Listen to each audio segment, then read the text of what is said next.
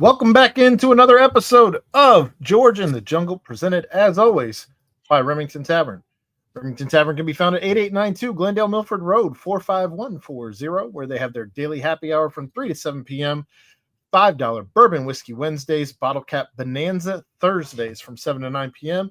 You can check them out on Instagram at RemyTav Cincy. That's REMITAV Cincy with a Y, or follow them on Facebook. While you're there, be sure to grab an ice cold Cincy Light on tap, as we are coming at you live from the Cincy Light Studios. But George, how are you doing today? Doing pretty good. How about you? Not too bad. Did you have a good Father's Day? Yes, I did. I spent a lot of the day watching the U.S. Open, though, and I was in contention. I won a big pool at the PGA Championship, and my boys entered Sunday with a 9-stroke lead, so I figured I might be winning another one. And, man, that rain delay killed me. When they came back out on that course and Sam Burns started having trouble and Adam Scott melted away, so did my chances at a victory. I did tie, but I lost on a tiebreaker, so still good. I mean, considering I had not cashed in this pool in 5 years, and to do it back-to-back, I'm pleased. But, yeah, it's a good Father's Day. Heard from the kids, all that good stuff. So, had a class reunion over the weekend I went to, so it was a big weekend. All right. That class reunion kind of knocked me out for Sunday, though. I wasn't Sounds worth about right. a lot. Hence the laying around and watching the U.S. Open. I would say that's the least surprising thing you've said this entire time. Probably. How about you? Father's Day was good. It was also my birthday, so I am 41 now. But yeah, it was a nice little weekend though. Spent with family and all that. So good. That all said, we will not be here next week as I will be on vacation, and George is going to take the week off, and we will be back here in 2 weeks. But let's get started. The basketball players are all on campus for your Cincinnati Bearcats, and they are getting summer workouts underway. So you have 4 returning players on this roster. You have 8 guys here, and they just added I don't know that he's a walk-on. Maybe he is. I don't really know. A kid from Kentucky. He played at Kentucky last year as a walk-on. I'm assuming he had no stats whatsoever. Mm-hmm. But they're all here. There's plenty of new names to get to know, guys that we've seen around the conference, guys that we have not seen around the conference. But as the guys are getting here and reporting and things are coming out on these summer workouts, if you want to know more about the summer workouts, Chad did talk about he had talked to some little birdies that had been able to get to practice, and there's plenty of that on last night's Bearcat Bounce. But who are you excited right now, George, to kind of hear reports about and kind of get an idea as to what's going on? There's so many new ones. Every new guy on the roster, right? I mean, right. I want to hear about Chom. I want to hear about, Miller. I want to hear about Abaya. I want to hear about the big slime, Haynes. Creasa and Harris as well. I mean, it's just like there's so many new guys that I don't know where they all fit right now. And I don't know if Wes knows where they fit. He's probably got a pretty good idea, but it's going to be real interesting. It's nice, in a way. I wish I knew more about the returning players, but it seems like a nice talent pool where he's going to be able to do, a lot of searching and come up with probably a lot of different combinations, depending on who they're playing. That it just seems like he's got better depth this year. I'd agree with that. Yeah, I'd certainly agree with that. And you mentioned those 6 names, I think I counted. And again, with there being so many names, you forget about guys like Keyshawn Tillery, Jalen Celestine. Yep, that's another who may end up, cracking the starting lineup. I don't know. Right. So there's plenty of new faces here up and down the roster. You also are bringing back, of course, Jizzle James and Dede Thomas. You're also bringing back Tyler McKinley, a hometown hero, along with Halvin Zella, the French player who probably honestly could have been a walk-on last year, but did see some playing time, which ruined a red shirt. But and Tyler's in any a pretty case, clean plate too. We don't know a whole lot about him at this level, right. He was hurt, so that's another one. Yeah. So I don't know. I'm wildly intrigued, probably more so this season with the big men, because that was such an area of need last year in that 4 and 5 spot that this team just simply didn't have an answer for conference play in general. It's not a knock on what Mitchell gave you or what Aziz gave you, but it just never was enough at either of those positions. It was a bad combination in a way, just the way their styles are, and like there was no guy to take control offensively inside. And it seems like they've solved that problem and then some. You also were missing a big body, really, to be able to kind of bully their way around down low. And that's something that I guess you kind of had that 2 seasons ago, but maybe kind of. But it just never really came to fruition. You potentially could have had that in Arlington Page, but it just never was something that worked. Yeah, and I was anticipating that, he might be a guy like that too. That was you don't knock the kid, but it was kind of disappointing. I just wish he would have brought a little more, and it was tough to know what to expect because his freshman year was kind of wiped out with mono and all that. So it's tough to expect a whole lot, but I certainly expected more than they got. And I wish him well. I hope he finds it because I think there is some talent there. Yeah.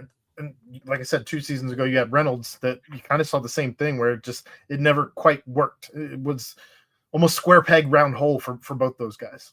Right.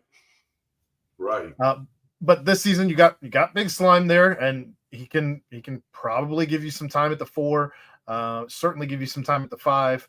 And by all indication from Chad's Little Birdies, he's been looking really good. Chad's starting 5 projection, he has Slime actually as your starting 4, only because you're going to struggle to keep him off the floor, as he says.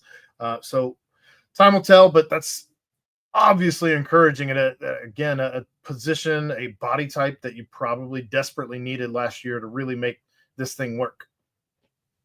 Right, and it's interesting because okay, if he's starting, does Miller start with him? Like, what do you do? It's going to be an interesting. I don't know. I mean, I can see Wes having a lot of different combinations here. It's I don't know who your starters are going to be, and it's tough to project right now. But if you were starting and going right down the line, you'd think probably the inside track at guard or Jizzle and Day, and the other 2, would have to, or 3 would have to earn their minutes, when they get in here and start mixing it up. At the 3, God only knows. I mean, it probably does depend on what you do with Haynes, and you really do need him for some backup center time, I would think. So, is the freshman going to be able to play defense right away at this level? It would be rare, that they do. So we'll see if he can, but it's nice to have options, and you've got a veteran in Celestine that can certainly handle that as well. Or Buck Harris, who has been a lockdown defender in his time in the NCAA. Make it tough to keep on the bench because, and it depends on who you're playing and who you match him up with, and then where the other pieces fall in on that. It's like I said, he's got more depth to work with. It's there's not a lot of excuses to be made this year if things don't work out well. Yeah, I think it's going to be certainly interesting to see what he does, what Wes Miller does, that is, just because again, kind of to your point, you have so many different combinations that you can put out there. Do you want to put all your scorers out there at once with your starting five, especially knowing he generally starts making substitutions for that 6-man, 7th man right around the 4-minute mark? And at that point, maybe then you start bringing in some other guys that are offensively minded to try and mix and match. And I don't know, it should be, again, when you talk about how much depth this roster has compared to what you had last season, we thought the depth was good. Turned out the guys at the top took a step back overwhelmingly, and you just did not have the depth even in your starting five that we thought was going to be a thing from the jump. Right, and I beat on those guys down low offensively, but I don't think I thought that you were going to have to rely on that so much, given what they had on the perimeter. And when those shots didn't fall come the end of December, when they went through January and couldn't make anything, and it wasn't just one of them, it was like all of them. That's when that glaring issue really bit them badly. And you know, they couldn't shoot, and teams exploited it. That's for darn sure. Well, I'm excited to see what they're able to do throughout summer. Of course, the more information that we get on the guys that are here that were not here last year, that'll be interesting to see. Chad did mention that Day was evolving as a vocal leader, something that we were lacking last season. So good to hear that somebody's stepping up already as a vocal leader, a guy who has been here, put in the time. This will be his 3rd season now here as a Cincinnati Bearcat. So it is his last year to really, it's his last year to do anything here. So seeing him kind of taking that step forward and putting himself out there as a leader, you love to see that. Yeah, and he's the kind of guy who can do that because he plays so darn hard. I mean, he plays every possession like it's a death match, and I love that. You can see how much this dude cares and how hard he competes. And, he did it to the bitter end last year. And it seemed like over the course of his time here, he's certainly, and it's natural that you would get more and more comfortable being here and playing at this level and all that. But he really, really started blossoming last year, I thought, as that kind of a guy. So that's good to see. And, being a veteran and a senior now, and it's good to have those kind of guys on a team like this with so many new faces. You need some guys like that that'll, you just like rounding up sheep. You got to be that kind of guy, and they need as many of those as they can get when you have all these, new faces on board. Yeah, I'll be curious to see as the season goes on who of the new faces is able to step up and kind of be that kind of a guy too, because I think you got a bunch of guys with a lot of personality on this team, and it should be. I can't imagine the big slime's very shy. I don't know. Just seeing his playing style, right? Yeah. And then I just can't imagine he's, a wallflower in there when it comes time for someone to step up and say something. But I don't know for sure. He just gives me that vibe, and I kind of like it. Well, Kirk Risa as well. He's a lot of personality. So I don't know. There's plenty of dudes in there. Like him this year. You hated him when he was on. Yeah, he's that kind of guy. It's funny. So we'll see how this thing goes. If you had to project the starting 5 today on June 17th without knowing enough about these guys, I think you kind of mentioned a little bit about that before, but I think you got hung up at the 3 spot. So I don't know if we quite rounded that out. I think like my gut probably tells me Celestine there, but I don't know. I mean, that's kind of what I'm thinking because he's more veteran, probably is going to be a little more in tune defensively to start the season. And then you go with Miller and Chom, and you've got Slime to back up either of those and spell them. And, like you say, once you get to that 4-minute mark, all bets are off, and you're, trying to keep guys fresh, trying to play those matchups, and depending on who else is in the game for the other team. It's just, as I look at it, they're very versatile, and Wes is going to have those options. But yeah, I mean, I would go with with Jizzle and Day and and Celestine and Miller and Chom as my starting five. But let me see them in practice and all the way up through October, and I'll have a hell of a lot better chance to tell you who I would put in there. But that's it right now as it stands on June 17th. Last night I gave my starting five, and I'm not going to change it tonight. Even I gave it before Chad gave us the information that he had been hearing from practice, and I think I did anyway. Regardless, though, I'm gonna continue going with those same five, at least until we start hearing things, and then we'll reevaluate, reassess. But my five, I had Crease at the 1, Jizzle at the 2, Buck Harris at the 3, I think it was. I think that's what I had there. And then I don't think I had a Bayev quite yet. And then I had Baba Miller at the 4 and Chom at the 5. So we'll see. Yeah, I don't know. I'm anxious to see it, though. And now you got me. It's June, and you got me excited about basketball already. You're welcome. Thank you.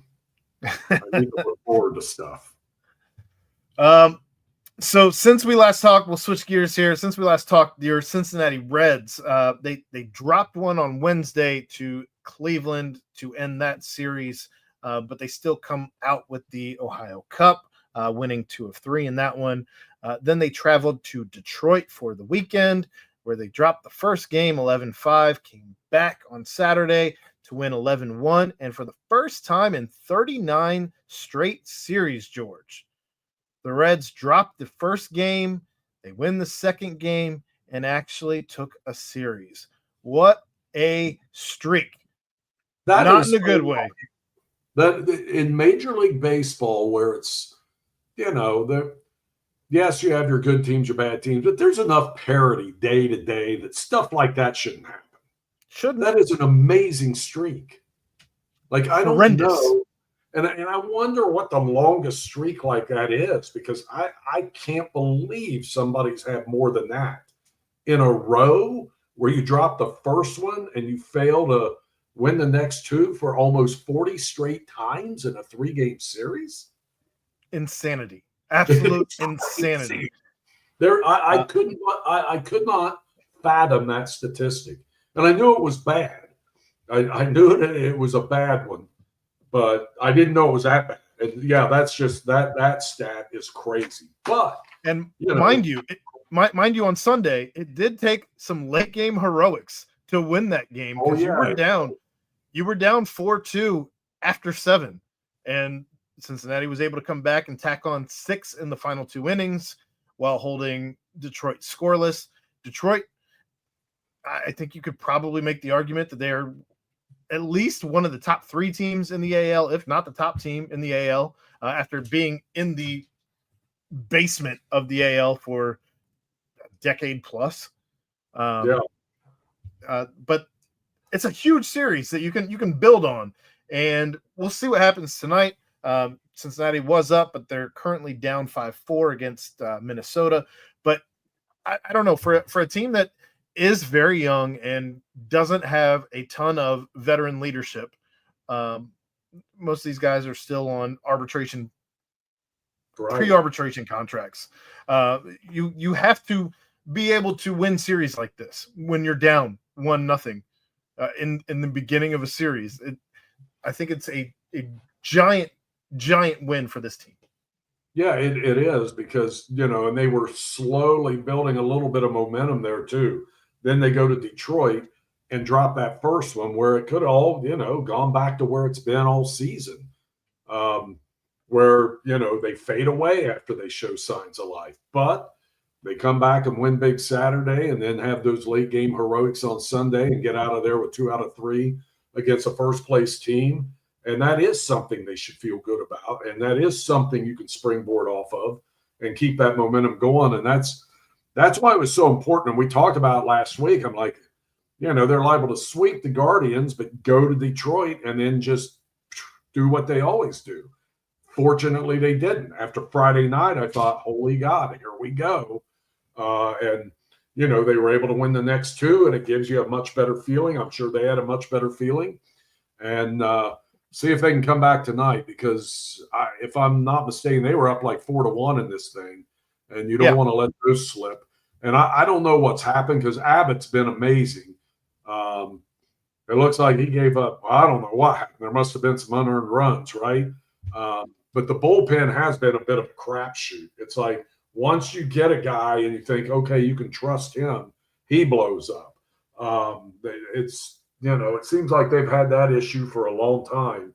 And, Ashcraft had his problems and went through it. Now he's on the DL because he's hurt, I guess, with a groin, which, same issue Hunter Green's having along with the back. But, I don't know what to think about this bullpen because it's like every time, earlier in the season you could trust Santion, then you couldn't. Now you can again. It's tough to read those bullpen guys and know what the heck you're going to get. And I don't know. It just seems like an annual problem because the Reds are a team that can't overspend on that position. They can't really go get the top of the heap.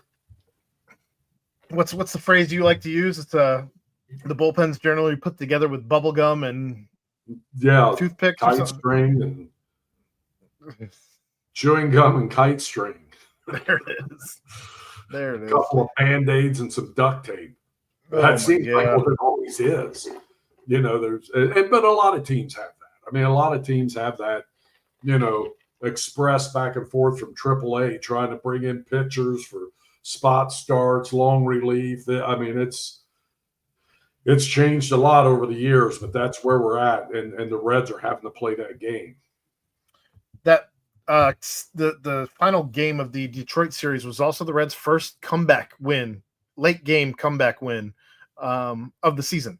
That was a nutty stat too. That's hard to believe. After 70 or so games, to get your very first late game comeback win. What are we doing? Like when trailing in the 7th or something, or something like that. That they were winless, and that's hard to do because they've had a lot of close games. You'd think you'd pull one of those out. One would think. Somebody just did something because the Reds took the lead. I don't know that they did. Maybe a Friedel double. Friedel double. Yep. So good. He's been playing pretty well. Last couple of weeks he hadn't hit like he was there for a while, but he's still getting on base a lot, doing a lot of nice things. That's a name I wanted to bring up because as things currently stand, you're probably looking at guys that if things were not solely fan-based as far as the voting goes, TJ Friedel should be in the conversation for an all-star nod, along with Ellie De La Cruz, along with Abbott, and probably Emilio Pagan, and which I know we were just beating up on the bullpen a little bit, right? But he's been hanging in there. He's been great. But you got 4 guys right now that probably at least deserve to be in the conversation. Ellie De La Cruz leading NL shortstops in almost every category. Yet he is 3rd place, I believe, in the All-Star voting behind Francisco Lindor of the Mets and behind Mookie Betts with the Dodgers. And I don't even know that he plays shortstop full time. Is he still playing outfield? I don't know. That some of that stuff's frustrating because obviously those are the 2 largest media markets in all of baseball. Right. So I don't know. It is what it is. I understand the All-Star game is about the fans, but that doesn't mean the fans are right. It just means that there's more of them. Well, and also, I don't know. It's just you're right. It's the big markets certainly have an advantage there and all that, and the fans can do something about it, but it's definitely not all merit based. That's for darn sure when it comes to that. When you have, I don't think there's a way in hell that Ellie De La Cruz misses out on being on this roster, despite whatever happens in the voting. Despite what happens in the voting above him, he will make the All-Star team. Yes, he will. It's crazy to me that he is 3rd place, with leading in virtually every statistic that you keep track of. Right. Yeah, it's well, hello big markets, but he'll be there. He will be there. I think Abbott should get there. Um, we'll see on the others. But Abbott, it's interesting. I was looking today at like those Cy Young predictors and stuff. And on ESPN's and Fangraphs, he's not even in the top 10. Now, he did miss some games. But when you stack his numbers up against the guys that are in those top 10, his name should be in there. And God, I was hoping he could get a win tonight, but I guess he won't. But, all his numbers are right there. Maybe his WAR isn't as strong as some of those guys, but some of that's, just based on the lack of appearances. But if he keeps this up, man, it's going to be hard to keep him out of the All-Star game and out of the conversation for the Cy Young when it's all said and done, if he can rack up a decent number of victories. Because there was a stat on him last week, like through his first 11 starts, he had the lowest earned run average for a Reds pitcher, a Reds left-hander, since like 1919. And let's not forget that if Hunter Green can come back, he might also be in that same conversation for Cy Young, as he's been having a tremendous season as well. So much more time now, but man, he's pitching that way. When he's healthy, he is definitely, and he was in that conversation for this latest setback. But we bring up Ellie De La Cruz, and a weird conversation evolved around him this weekend. As Nick Krall spoke on the fact that they have tried to extend him and have not been able to really get anywhere. Keep in mind that Ellie De La Cruz is represented by Scott Boras, who, as we all know, if you watch baseball, Scott Boras he sucks. There is nothing good to say about him. He is other than the fact that he will make his clients money, he is just. I was going to say his clients have another take on it. Yeah, he's just not. He's not what you want as an outsider looking in. I don't feel good about this. And not just because of him, because of these dollars that get thrown around at the top players. I'm thinking, and I don't know what the clock is now, but the Reds are going to have to make a really, really tough decision in another year or so about what they're going to do. Either they got to come up with the cash somewhere to get him, signed, or they're going to have to move him. Obviously, the earlier that you move him, the more valuable he is and the more that you can bring back, because you are still looking at, I think he's essentially under contract, until after 27? I think. Where are we now? 5-3. Yeah, they probably got maybe another year, 27 or 8. 20. I don't think it's 29. But in any case, it's frustrating because you home grow a guy, you bring him up out of I believe the Dominican. Out of the Dominican. And he's 18 years old when you bring him into your organization, and you do all of the things that you're supposed to do, and then you're simply outpriced of retaining your own player because of where baseball is. Well, they probably got about 2 years before they really have to start thinking. What I just found is his free agent year, his walk year would be 2030. So he's arbitration eligible in 27. And he's going to make a mint in arbitration, obviously. Sure. But the Reds can probably stomach that. It's just, once you get out of that. So, 28 or 9 is when they're going to have to definitely bite the bullet on him one way or the other. Give him the big cash or make a trade. Thankfully, we got a few years before that. And hopefully they can come up with something, some way, somehow. I don't know. But, yeah, you're right. I mean, the Reds, kind of got lucky on him because he was just a little scrawny thing when they scouted him. They were actually down there looking at Lindor, I think, and they see this kid, and it's like, this kid looks like he could be something someday because he hadn't had his growth spurt yet or anything. He was a little but they liked something about him, so they signed him to the minimum. And during it was right around COVID when he sprouted, and I guess they come back the next season. He's gone to the Dominican, and then here he comes, and it's like, who's this dude? And he hasn't looked back since. He's just been a ball of fire ever since then. They traded a cow and some magic beans for a giant beanstalk. Yes. That's about how it happened. But yeah, it's a shame that you find a diamond in the rough like that, and it turns out to be gold, and it's yours, but you can only hang on to it for so long. That's how it's set up. I get it, but with Boros as the agent, they're going to be asking. It's going to be astronomical numbers. He'll set a record. There's no doubt in my mind that when he signs, he will set the record as the best paid player in all of baseball. There will not be anybody making more money than him at the time that he signs his contract.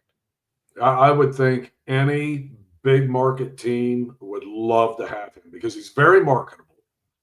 If he keeps his demeanor, keeps having fun the way he has fun, keeps playing the game the way he's playing it, running the way he runs. I mean, my God, he's got everything.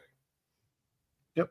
He's literally what you want to build a franchise around. And unfortunately, the Reds can't afford to do that because bananas just ain't selling the way they used to. No, they're not. And I hope something changes somehow. I don't know what. It does. It's not. I sit here and think, God, I wish like P&G and Kroger and some of these big corporations in town would just say, we need this guy in town. Let's kick in some money. But then their stockholders are going to be, we did what? You just I try to think of these creative solutions, and it's just unfortunately everybody's accountable to somebody when it comes to money. So it's going to be really tough to do. Well, we let's switch gears here. We bring up contract talks, and on a brighter note, the Bengals have some news regarding contracts. As Trey Hendrickson, while he has not signed a new contract, he is back negotiating, which is a stark contrast to exactly what we were talking about in regards to the Bengals and Trey Hendrickson last week. I wonder what he actually wants, like what the number is. I don't think North it's dollars. 35, right? I don't think that's it. I think that he wants 3+ years. I think that he wants.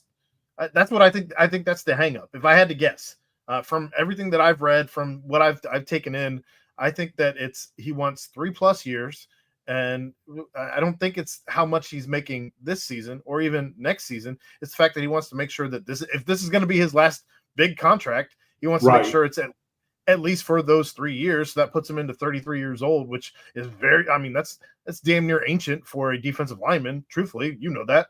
And so I think that's what it is. I think he just wants to make sure that he's taken care of for the rest of his life. And if this is going to be the last contract that you have, you're also making sure that your kids are taken care of. Yeah, I think it's going to be and I think he's going to get 35 or more. He won't get what Myles Garrett got. But I think they're going to have to cough it up. And they put themselves in a pretty bad situation here, especially when that first-round draft pick's still just hanging around going to meetings. It is good news that they're talking again, based after what he said about lack of communication, a couple of weeks ago or whenever that was. That didn't sound good. Didn't sound good at all. He wasn't happy with the organization. Certainly wasn't happy with the communication. So at least it sounds like they're talking again. I think, I honestly believe he wants to play this year and he wants to play for the Bengals. I think he sees this as a shot, given what they have in place on the offensive side of the ball, that they have a shot to do some damage this year. I think he wants to be a part of that, given, that he's been a part of it the previous several years. So I think they'll get it done. I don't think it's going to be easy. And, they're both going to have to give a little bit, but that's what negotiations are. And I think And I'm not really concerned about him missing this time now. I would love to have it done before camp starts. So we'll see what they can hash out here. It's not going to be automatic, but I think they'll get it done. Well, and that kind of goes back to the conversation that we've been having about Shamar Stewart as well, as he's one of, I think the number is 4 first round picks that are still not signed. It's either 3 or 4. And the hang up on that is still the fact that the Bengals want to be able to, if he gets into any type of trouble, be able to not have to pay him the guaranteed money that he is making in the year that he gets into trouble, which for a kid who's never been in trouble, I don't know why this is the line in the sand that you refuse to. I don't either. I mean, if that's the difference between getting him on the field and not get, I still think he was absolutely right. Of course, at the end of last week, the end of mandatory minicamp, he's still not signed. Well, he stopped going for the last day. He was not there in attendance on the last day. So you have him not getting the mental reps at this point. You have not seen a physical rep out of him yet. And now I feel like you're just cutting off your nose to spite your face at this point. Like it just, none of this makes sense to me. If this is the wording and you're so hell bent on making sure it happens, why? For what? What's the, again, it's a kid that has never been in trouble. If he had this in his past that he had been in trouble for, I would understand the hard line that you've chosen to not cross. But this blows my mind that this is the hill that you're willing to die on, essentially. Yeah, and if you're that worried about it, then why the hell did you draft the guy? If there's something that tells you, hey, we don't want to guarantee this guy money because he may get, first of all, I don't think, there's any reason to believe that. And I don't think the Bengals are necessarily saying that, but like you, why on this guy? Look at some of the guys they've signed in the past. Was there any hang up there? So I don't know why they're choosing to do this now, but I think it was a really, really bad time to do it. And I think they can step up, give him something else, give him more money up front. I mean, you're talking about a rookie contract too. I know it's not small money for, a first round pick, but relatively speaking to what they just shucked out for, a quarterback and 2 wide receivers. I mean, what are we doing here? If there were character issues, again, I would understand, because there were certainly guys that the Bengals were looking at right around that same time that either got drafted before or after him, that would have fit what they were looking for positions of need, and guys that certain mocks had been mock drafted to the Bengals, but they did not make the move on those guys. They made the move here on a kid who had not been in trouble before. So that's where I don't understand, again, that you're just falling on the sword for this. Yeah, I mean, they they could have drafted a choir boy, and I think they were hell-bent on having this language the way it was. I don't think it's necessarily, just Shamar Stewart. I think whoever the hell they picked in that spot this year, they were going to make this stand for whatever reason. And I think there are better ways to do it. And certainly, the player, and maybe he does understand, and that's why he dislikes it so much. But you'd think they would have talked about this and gotten his feelings and his, his people's feelings, and like, this is what we want to do. This is why we want to do it. And then, maybe the agent's like, well, then give us more up front and we'll do something. But that doesn't seem like there was any of this.